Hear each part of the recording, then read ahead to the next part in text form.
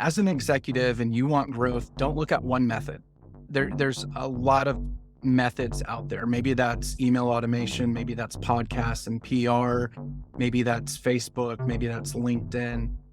Test all the methods out, figure out what works, figure out where your customers are, and then give them what they want. Welcome to the Real Estate Executive Thought Leadership Podcast, a commercial real estate industry show featuring insights from executive thought leaders. In this episode of RE EXEC TL, we chat with Charlie Hardage, co-founder of H&K Investment Group. Charlie discusses transitioning from military and IT sales to real estate, embracing risks, and investing in multifamily properties. He highlights tailoring strategies to investor needs, the significance of communication, and navigating challenges in a volatile market. Join us as we uncover insights on adaptability, taking risks, and investor relations. Let's get started. Hi, Charlie. Welcome to the show. Hey, thank you so much for having me. Certainly. Okay, let's talk about your professional background. Tell us about your background in the military and on also IT sales and what brought you to real estate investment. Yeah, great question. And I'll even back up there slightly. I grew up with the middle class mindset. Do very well in school, get good grades so you can go to a good university, so you can get a good degree, so you can get a good job and you can progress the corporate ladder. That's how I grew up. My best friend's dad, growing up when I was about 10 or 12 years old, had his own business. And so he was always around, which to me was news. I didn't know how people could do that because my dad was working, he was traveling a lot, but my buddy's dad was always around. And that kind of started the little fire under me to say, okay, there's got to be something else out there. But I was told, go to school, get a good degree, blah, blah, blah. And I went to the university. I graduated. I got a job. I was working there for a couple of years selling computers and printers and software. But there was still this, I wanted to serve my country. I wasn't getting any younger. I was about 25 when I went into the Army infantry. And on my second deployment, I read Rich Dad, Poor Dad, and it hit me, okay, there's something else that I can do. I actually wanted to make the military a career when I left the corporate world, IT, the military was going to be my thing. That was my career field. Unfortunately, on my second deployment, I got shot and it took about a year and a half to recover. And I was medically retired. And so I was not able to continue what I wanted to be as my career. I was not able to continue being in the military. Going back to that second deployment, I probably read another 10 real estate books or so. Never found my real estate niche, or during that time, never found the niche. But what I did is I went back to something I knew in my safety net, which was IT sales. So I really do like IT sales. It's not necessarily a passion. It's not what I wanted to do all the time, but it was very comfortable to me. And because I couldn't be in the military full time, I went back to the comfortable place, which was IT sales. Wasn't really satisfied though in IT sales. And so at the time, I was reading and listening to podcasts, just learning so much about real estate, trying to find my niche. Fast forward several years, I found my niche in multifamily.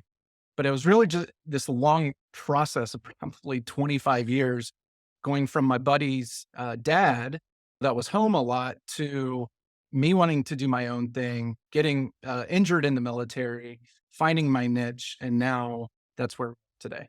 It's a great story. Thank you. Okay, let's talk about your company. What does your company offer and who do you serve? Yeah, great question, Kirk. Our company, H&K Investment Group, we offer double-digit returns to our investors. These investors, you don't have to be a certain status, middle class, low class, high, wealthy, it doesn't matter.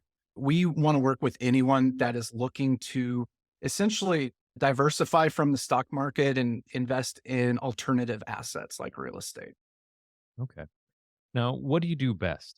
And how do you express that to your investors and the other stakeholders that you work with? Yeah, what we do best is share the story of how passively investing in real estate can have such a tremendous impact. I think a lot of people want to get into real estate because they see other people that are wealthy that own real estate.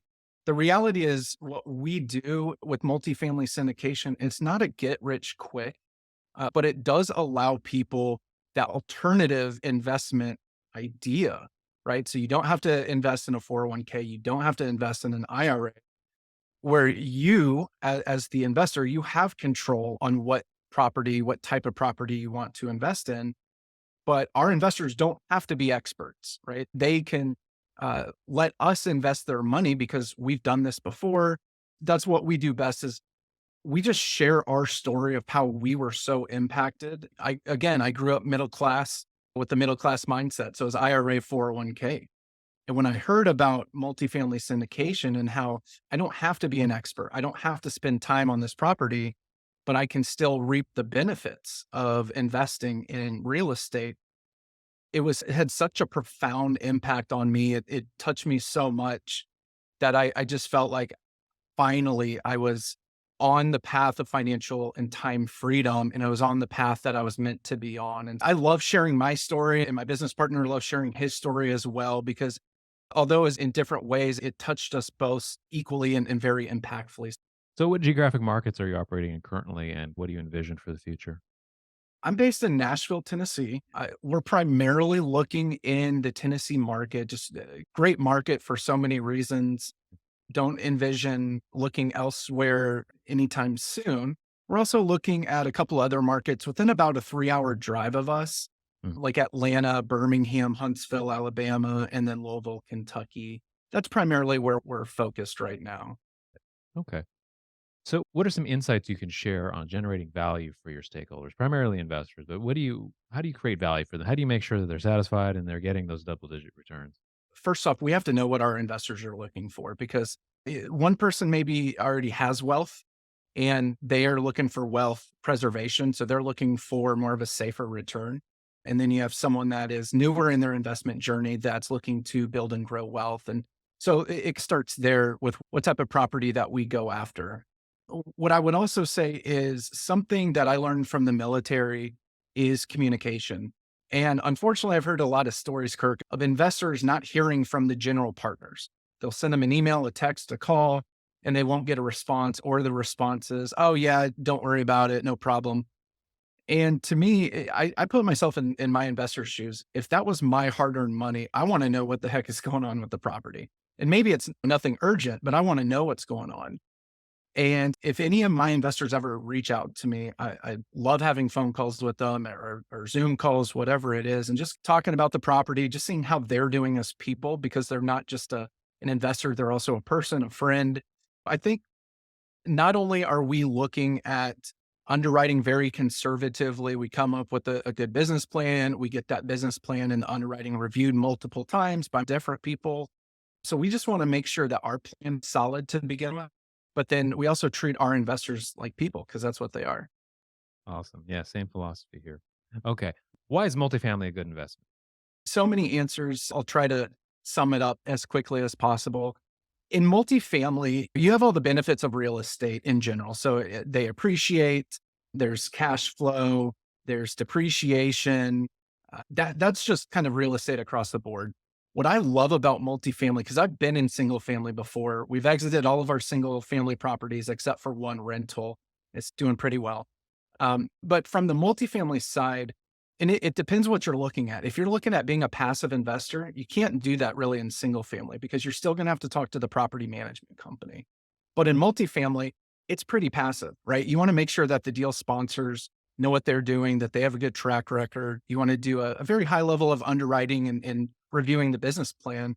But then after that, you don't have to visit the property. You don't take phone calls from property management companies or tenants or anything like that. So I think just having the passive side in the multifamily is just so amazing. And then there's also the fact that in multifamily, because it's a commercial property, it's valued differently than residential. So there's ways to force appreciation and add value. And maybe that's just cleaning up the property, increasing income, and or reducing expenses. So there's just so many more ways to increase and force appreciation in multifamily. And United States is becoming a nation of renters anyway. And so we're already in a housing crisis, a shortage. And in the course of the 2020s, there's a report that came out a couple of years ago that housing shortage is only going to get worse this decade. Fannie Mae put the report out that we're going to be about 6.5 million housing units shortage by the end of this decade. And It's only getting worse. And so apartments and multifamily, that's what they do. They rent housing units. Multifamily is just such a great investment vehicle. Okay, that kind of leads into the next question. What trends and challenges do you see in the industry, and how are you adapting? I imagine that the availability and affordability, all that kind of thing, is part of that. So, yeah, dig into what do you see as the really the challenge for multifamily investors specifically, and investors perhaps in general? Right now, we are interest rates shot up over the last 15 months or so. Mhm. And what that does when the interest rates shoot up, typically the value of the property goes down. And because multifamily attracts investors, and most of the time, those investors have investors that they report to or that they have to get certain returns. Mm. A lot of deals are waiting on the sidelines until interest rates go down. People aren't selling them. So deal flow has gone way down right now. I think we've only put 2 offers on properties this year, and last year is about 2 a month or so. And so there's just a lot less deal flow. And what that has allowed us to do is go back and look at our internal processes to figure out how can we improve. But as far as the challenge in the industry as a whole, there's a lot of people that are being priced out of homes because of interest rates. But that drives up demand in rentals like apartments. That increases the rent. How our company is adapting is we're actually looking at our criteria last year was 100 plus units in specific markets. And now what we're also looking for is smaller properties. So not necessarily 100 units, about 40 units and above. And we're looking more in some tertiary markets as well that maybe aren't as impacted yet. Nashville and the bigger cities are slowly expanding, and it is going to, over time, increase rents and look at that because those are a lot more affordable today. I do fear that in 5 to 10 years, some of those tertiary markets might be unaffordable as well. But we're looking at other markets as well in the Midwest. That's a really up and coming market because those are still pretty affordable markets right now. Okay, let's talk about philosophy and leadership. You mentioned this a little bit. Can you talk more about the middle class mindset, being a small business owner, and then taking risks? We'll start with the middle class mindset and taking risk. When I grew up, I go to school, good grades, W-2, pinch pennies, and have a modest nest egg. By default, I didn't want to take risks, right? Because my modest nest egg, I didn't want to divert that money and put it into a risky investment because I wasn't educated in that type of investment, whether it be real estate, oil, gas, whatever it was. And so that middle class mindset, I knew there was something else out there. I knew I wanted it. I didn't know how to get what I wanted, how to get financial and time freedom.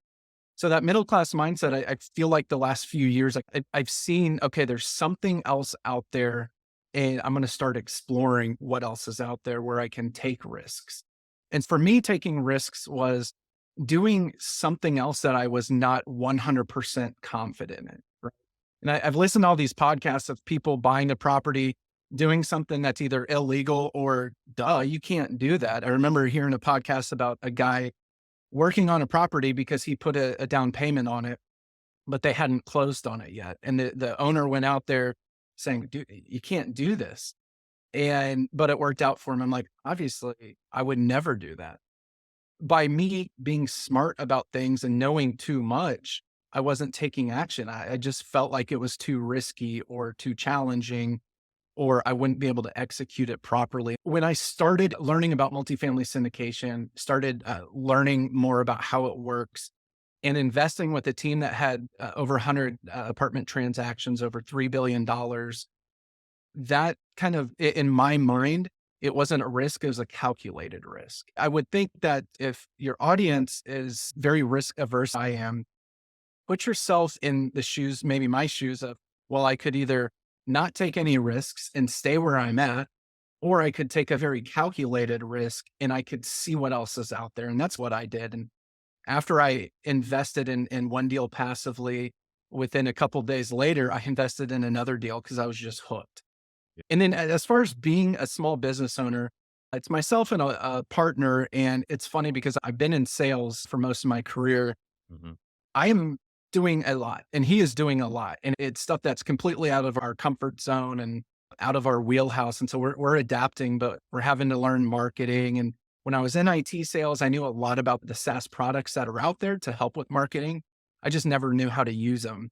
So it's learning how to do that, how to build the website, how to do email automation, sales funnels, webinars, just things like that that I had seen done because our marketing team had done that in the past, Mhm. but now we're having to do it. We wear a lot of hats. I hear you. I come from a similar background, being very middle class, and it took education and awareness and learning to be able to feel comfortable taking risks and then doing it. So I Yes. hear you. And yes, that Yeah. technology, it has power when you apply it. We learn about that through our other businesses, through other roles we've had, and then parlaying that into our own application. That's where the challenge and the magic is. But Yeah. that's what we'll do it. I'd like to take a moment to tell you about Creative Real Estate Copy. We're an integrative marketing firm specializing in thought leadership content, public relations, and turnkey web design and content specifically for the commercial real estate industry. Creative Real Estate Copy helps CRE startups and established firms drive growth by building their brand positions, credibility, revenue, and capital flow. Learn more at creativerealestatecopy.com or call 888 337 0150. Okay. So you're a proponent of helping others create a legacy of wealth. What does that mean to you in practice? Going back to the beginning of the conversation, I was so impacted by passively investing and even going back to the military when I was shot in the neck, I knew I was spared because of something. I didn't know what that was. And then fast forward several years when I, learned a lot more about multifamily syndication, I feel like I was spared to share my story of how much it impacted me because there's so many people like me, Kurt, and possibly like you that you want a lot more in life. And maybe you've never had a mentor or help other people be impacted just like I was and just like my partner was of investing where you don't have to be an expert, but you can still invest and still get nice double digit returns every year in real estate.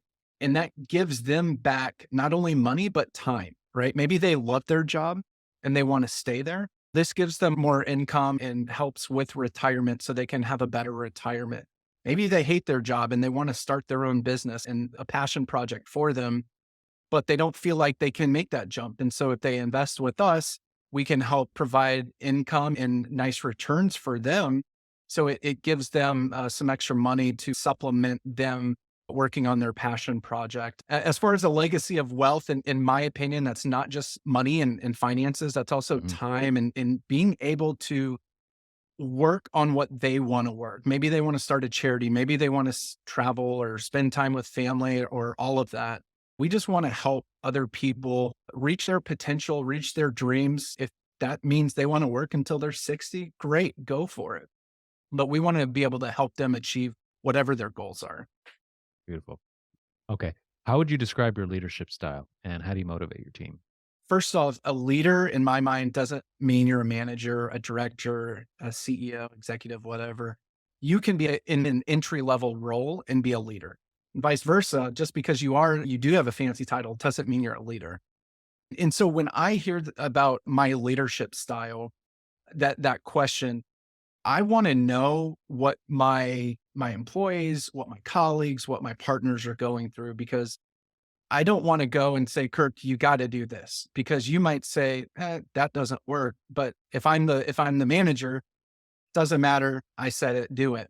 I want them to come to me with ideas. I want them to feel safe because then they'll keep coming to me with ideas, how to improve the process, different markets to look at for underwriting and things like that. I like to empower my employees because when you empower them, instead of telling them what to do, they will reward you 10x because not only will they try harder for you, but they'll come with ideas that you never even thought of. I don't care how smart you are. They will come to you with ideas that will really help the business, help the organization. Yes. Yeah, let's talk about marketing. And this is a leading question, but we always ask. How important is marketing as an investment firm? Most people have never heard about what I do. And everyone's heard about IRAs, 401ks. There's so much money behind that. All these huge institutions and companies push IRAs, 401ks because they get paid multiple times the account and managing the account and mutual funds, et cetera. So they get paid 3, 4 times with my $1 basically. And what we do in multifamily syndication, big companies aren't really doing that. So in this line of business, Kirk, I think marketing is the lifeline of what we do. And that's true, I think, about a lot of companies and businesses, but I think especially with what we do, if I'm not over here on LinkedIn or if we don't have a website or whatever that is, I may have a couple investors, just friends and family, but if I'm posting about it, if I'm marketing as much as possible, people are going to be able to come to me and say, "Hey, what are you doing here? I saw this post. What do you mean by that? Or how can you help me?" I think marketing is extremely vital in this industry. So, is social marketing like an important component of your marketing strategy?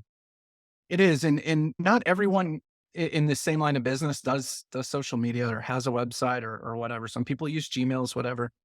For more of the younger generation, social media is just so important because most people are on some type of social Mhm. media and then sometimes more than one platform. And another thing I like about social media is I'm not reaching out to 100 people. I'm sharing my message and 100 people can hear it. 100 people can see it. And it's up to them if they want to reach out. And I've had a lot of people that they never comment on my messages. They don't like it. They don't share it. And then after, a few of those messages, they say, "Hey, I saw what you did. I've been following your journey. Can we talk?" And to me, social media and social marketing is just so powerful. When if you're not using it, because maybe you're like me, you don't like social media in general, I think you're wrong, and you should actually take a second thought of it, and go after it because there are a lot of people that want to hear what you're talking about. You just may not know it. So, my next question is about PR, and the fact that you're on our podcast here gives me an inkling about your answer. So, is PR something you're leveraging? Is that something you're going to pursue more in the future? And have you had any of your deals or transactions like featured in like local biz now, business journals, and things like that? I actually hired people to reach out to podcasts like yours and just so I could be on and spread the word about what we do. And then the second thing, and this is not something that's happening right now, it's been on my to do list for a few months, but I actually want to start writing locally. I have reached out to local community papers, but want to do that because there's a lot of people that read those and might stumble across something and be like, "I've never heard of this. Tell me more." Yeah, I would say I leverage PR. I'm not there's a lot more I could do, but it is something that we wanna do for sure because that gives you a lot of credibility. From your experience starting out up until now, what marketing channels have you found are the most effective in connecting with investors? I would say 2. Social media is big, and then the second thing would be podcast. I've been on several podcasts. I've probably received about 1 investor per podcast on average. And that doesn't mean they've invested yet, but at least we've started that conversation and they want to see how a deal or two goes before they invest. But I think those two are the most powerful that I've done. In social media, you only get so many characters. There's not too much of a face and personality behind that. Mhm. But in podcasts like this, we get to talk for 45 minutes and maybe I say something that like being risk adverse, actually. Someone reached out to me because I was talking about that and they said, "Man, I'm so risk averse and tell me how you got over that." And so it's really nice that I'm able to share that in more than just a line or two on a computer, but I'm actually able to talk with you about that. And then it resonates with a potential investor. What is the most crucial element or factor in positioning your brand in terms of framing how prospects, specifically investors, how they perceive you, how they look at you as a company and your values? What's the most important thing in accomplishing that? I believe that would be that we're genuine, we're experts, transparent as well. So those three things I think are extremely vital because you want someone that you can trust. You don't want someone just selling something to you. You want to know more about it. And so I am very open with how the investments work. It's not necessarily a get rich quick. These investments typically up to 5 years. So it's not like they're very liquid. They're pretty illiquid. And I try to just come across very genuine and transparent. Investors really like that because I said this earlier in the interview, Kirk, but these are people, right? We're investing other people's money as well as our money. So we're not just trying to say, "Hey, give us your investment and we're not going to talk to you until we need more money." We want this to be a win and more of a relationship than just a one-time handshake deal. Let's look out towards the future. Where do you see the H&K Investment Group being in 2030? Great question. Right now, we're in 5 deals, 5 apartment complexes. In the next 6.5, 7 years, I would love if we were in 25 apartment complexes, have a team. Right now, it's my partner and I, and then we have a 2 part-time people helping with PR. But I would love to have 15 people or so, underwriters, more digital marketing people. So my partner and I aren't having to do things like that. Mhm. We both love helping people. The bigger we grow, the more lives we can impact and just, again, share our story of how much we were impacted by multifamily syndication. We want to be able to reach our friends and just as many people as we can and help them reach their goals, whatever those goals are. We'd love to have a team that helps us accomplish those and love to be in about 25 apartment complexes. You're going to do it. We Okay. will. How can listeners learn more about you? The best way to learn more about me and reach me would be our website, hkig.com. I'm also on LinkedIn at Charlie Hardage, and I'm on Facebook at Charles Hardage III. And you have a podcast? I do. It's called Passive Investors Playbook. And I sit down with very successful people in tons of different career fields that then got into real estate. These people didn't grow up in real estate and they learned about it on their own through various methods. And they're a lot like me. They just want to get the word out and help other people invest and achieve financial and time freedom. Okay, now we come to the last question. What is one closing insight you'd like to share with executives targeting growth? This isn't specific to social media, but I will use social media as an example. As an executive and you want growth, don't look at one method. There's a lot of methods out there. Maybe that's email automation, maybe that's podcasts and PR, maybe that's Facebook, maybe that's LinkedIn.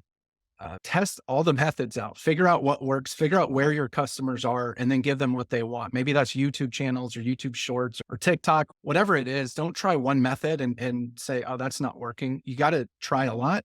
But then when you find that 1 or 2 or 3 methods, then you can iterate and go from there and just expand. But it's not a spray and pray necessarily, but don't try just one method.